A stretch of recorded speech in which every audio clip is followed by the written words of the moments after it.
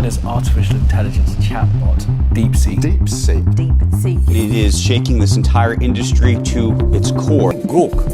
Grok ये Grok का नया मसला क्या है? आज से तकरीबन 3-4 महीने पहले 20 जनवरी 2025 को एक चाइनीज कंपनी डीपसीक नाम का एक एआई टूल लॉन्च करता है, जो अमेरिका सालों से एआई की दुनिया में धाक जमाए बैठा था। चैट जीपीटी, मेटा और जिमिनी के जरिए डीपसीक इससे कई गुना बेहतर परफॉर्म और सटीक इन्फॉर्मेशन का दावा करते हुए डेटा शीट और रिसर्च डॉक्यूमेंट्स पब्लिक कर देता है। China's artificial intelligence chatbot, DeepSeek.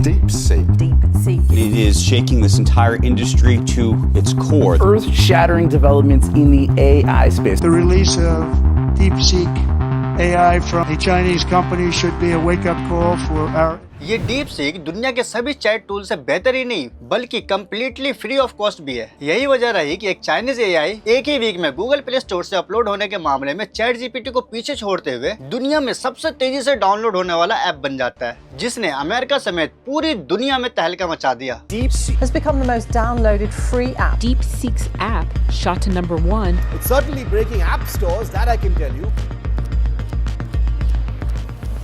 इस एक एआई की वजह से अमेरिका की बड़ी बड़ी कंपनी के करोड़ों रुपए डूब गए। इसकी वजह से कई कंपनी का बेड़ा गर्क तक हो गया, उनके शेयर्स डूब गए और करोड़ों का नुकसान हुआ। डीपसीक की चर्चा तो अभी शांत भी नहीं हुआ था कि अमेरिकी अरबपति स्पेसएक्स के चीफ एलन मस्क ने एक ग्रोक नाम का एआई टूल लॉन्च कर दिया। ये एआई न तो चैट जीपीटी जैसा और न ही डीपसीक जैसा है, बल्कि उससे भी कई गुना एडवांस और बेहतर रिजल्ट के साथ परफॉर्म कर रहा है। इसका सटीक आंसर उन सभी फैक्ट चेकिंग टूल से बेहतर है जो आज से पहले हम और आप यूज कर रहे थे। हैरानी की बात है कि इस एआई में वो इमोशंस भी है जो एक इंसान में होता है। इस एआई से आप जिस लहजे में, जिस भाषा में और जिस टोन में बात करोगे, वो आपको उसी टोन, उसी लहजे और उसी भाषा में जवाब देगा। डीपसीक ने जैसे पूरे अमेरिका को हिला डाला था, वैसे ही ग्रोक भारत के पॉलिटिक्स और पॉलिटिकल सिस्टम को हिला रखा है। इससे पहले तक भारतीय पॉलिटिकल पार्टी अपना अपना एजेंडा सेट करने के लिए मीडिया को इन्फ्लुएंस कर रखा है या खरीद रखा है, जो सालों से उन पार्टियों का एजेंडा प्रसारित करती आ रही है। बट ग्रोक के आने के बाद लोगों ने ग्रोक से सवाल पूछना शुरू कर दिया है। वही ग्रोक उन सभी सवालों का बड़ी बेबाकी से जवाब भी दे रहा है, जो सालों से गोदी मीडिया और व्हाट्सएप यूनिवर्सिटी द्वारा फैलाए गए झूठ को बेनकाब करते हुए दूध का दूध और पानी का पानी कर रहा है। एक यूजर ने इस एआई से पूछा क्या आरएसएस ने भारत की आजादी में हिस्सा लिया था, तो ग्रोक का जवाब आया आरएसएस का भारत की आजादी में न के बराबर योगदान रहा।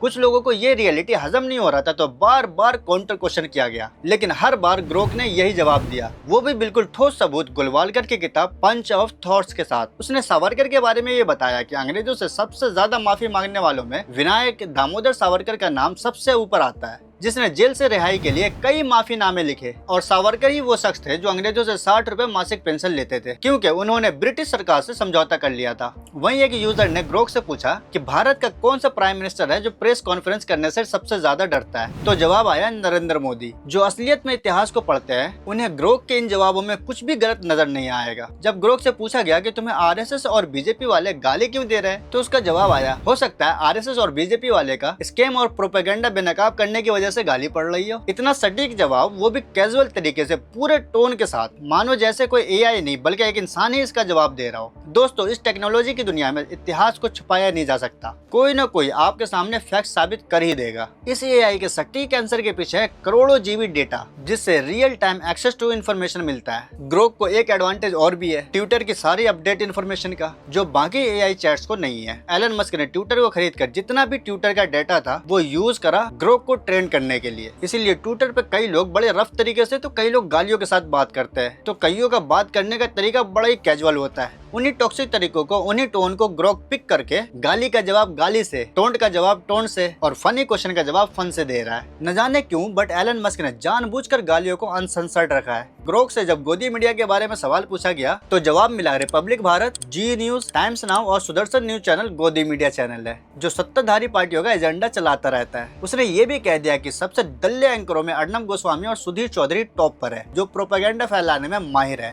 भारत में रहना है तो प्रधानमंत्री ने जो बोला है चुपचाप उसको फॉलो करो।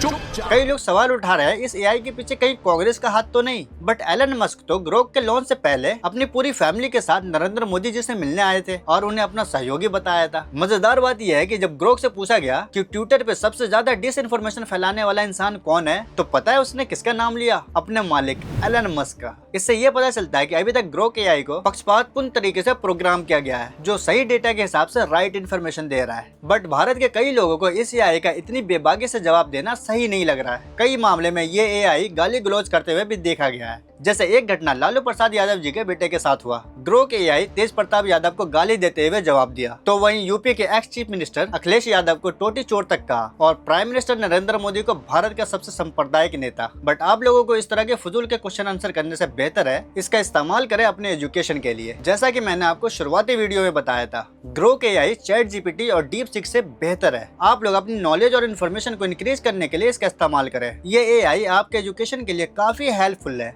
आप इस एआई से फैक्ट चेकिंग के बेटर रिजल्ट ले सकते हैं। वीडियो इन्फॉर्मेटिव लगी हो तो लाइक करें, नेक्स्ट एपिसोड के लिए सब्सक्राइब करें।